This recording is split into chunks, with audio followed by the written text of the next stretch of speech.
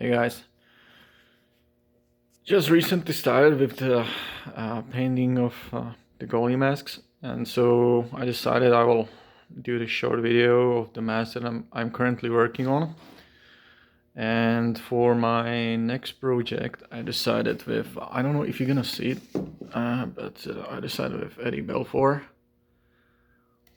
tribute from his Chicago Blackhawks mask. So you can see already I painted over the stencils with the black paint. So basically I got the shapes out of it and I sprayed with the black color. The first color, as you can see, because like now I'm gonna be painting this white section yellow. So I gonna be painting it. So I need to peel it off, and you can see still the white color that I painted at first. That the base was white, and so it's fairly easy. In the background, you can see this is for my friend that I recently painted. This is our team that we play for. It's called the Underdogs, and I decided to give him or to paint him the tribute for his for the Felix. You can see the Felix Botman, right? So I've decided to go with this mask for him, and I painted the cage too. Yeah.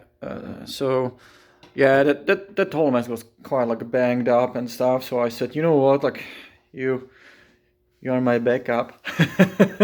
Well, he really is not, but I decided, I started with painting the goalie mask. I'm using the cheap spray cans that you can buy in Canadian Tire or Lowe's or whatever. It's not it's really cheap, but it's got its own difficulties and disadvantages that you have to be aware of.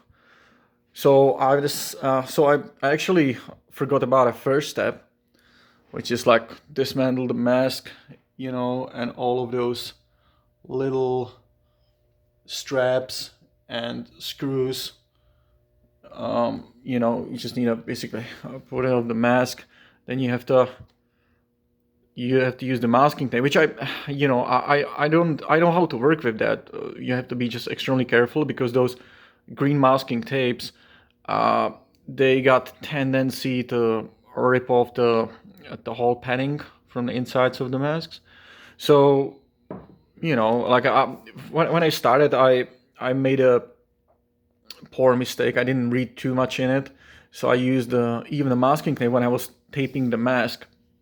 And like the problem with that is that it leaves it's a quite high tech tape, and it leaves a lot of like residue on the mask. And so I made research. I watched a few YouTube videos, and I made the diligence to kind of read a little bit more into it. So I bought this transfer tape, which is totally amazing thing. You just tape it all over the mask. You have to cut it into the small segments or sections so you don't get much or many bubbles.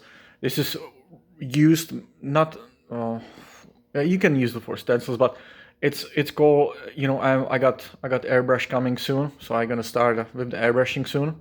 But up till now I've been using spray cans, and I can tell you just a few things. So just be when you use spray cans, make sure if you use them, they don't really meant to be for the length layers over each other, and they're really meant to be to cut into. So you must be extremely careful when you do it, because just make sure you send the mask, you do the prep, you send the mask for the recommended is like 400. I'm using like 320. I know that I should be a little bit more, I should go a little bit more finer, but I try to make sure that primer is gonna stick onto it, and also the other paints are layers. And so I just want to give you a little bit of the, I will make another video like when the mask is gonna be kind of like finished, so you can see how it looks like. But now, because I just sprayed like black over it, you can see just little shapes like that on a camera that you can, kind of see the eye and all the feathers. This is a original Greg Harrison design that he came up with. I really like Greg Harrison designs because they really stand up when you even from the distance. I'm a big fan of design itself, and I like those bold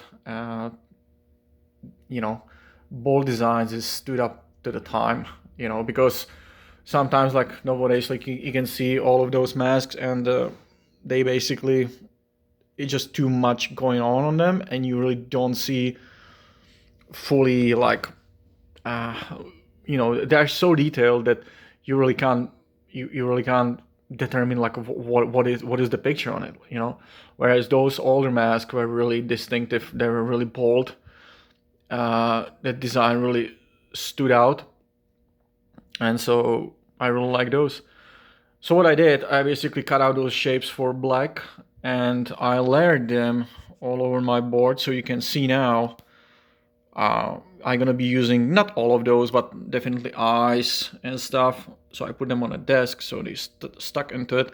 The advantage of this transfer tape is that they don't really leave residue on it, which is great thing, Also, I made a little bit pre-design, what I'm gonna go with.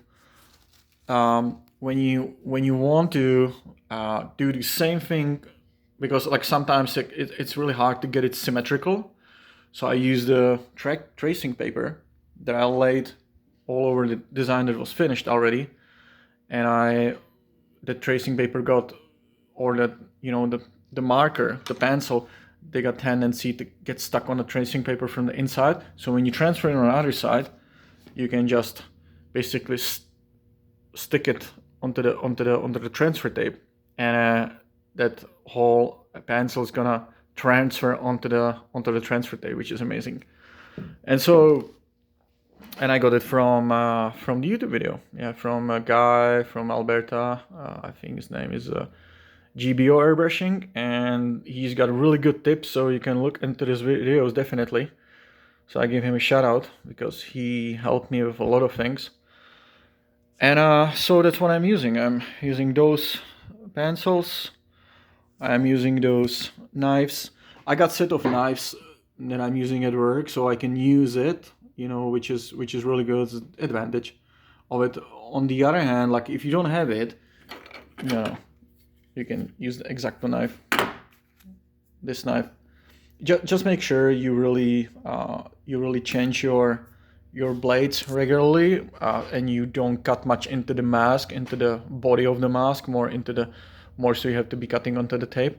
But yeah, guys, I will definitely keep you posted on the other stuff. And just for the paints, I'm using cheap Rust-Oleum balm paints from Lowe's, like from I think one of them is Rust-Oleum, and I was using Duplicolors too.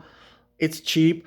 The one, just make sure, because if you're gonna be applying the lacquer over it, just make sure that you get lacquer that is not yellowing, because previously I painted some masks and they looked amazing, and then I painted them, I gave them the lacquer treatment and they came out a little bit yellow, and I was just a bit disappointed, about it, butthurt, but whatever. Okay, so okay guys, thank you for watching, and yeah, I will talk to you soon. Mine's gonna be finished.